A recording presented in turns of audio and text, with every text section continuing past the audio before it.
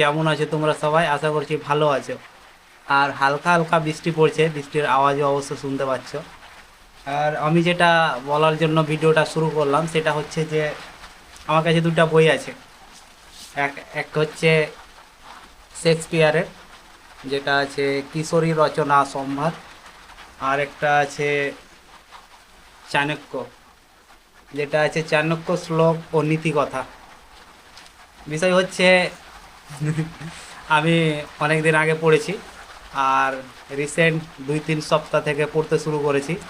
বেশিরভাগটাই আমি এটা পড়েছি, আর এটাও পড়েছি, বেশি চ্যাপ্টার পড়িনি। এটা অনেকটাই পড়া হয়ে গেছে, মানে 3 ভাগের 1 ভাগ পড়া হয়ে গেছে। জীবনে বেঁচে থাকার জন্য জ্ঞান অত্যন্ত জরুরি।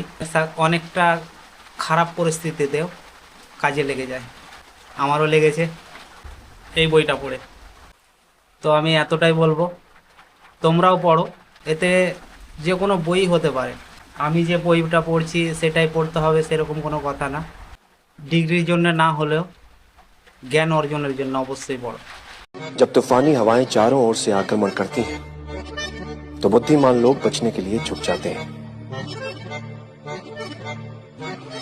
और वो झुकते इसलिए ताकि तूफान थमने के बाद एक नया समीकरण सजा सके, जिसकी रूपरेखा वो स्वयं तय करें, कोई और नहीं।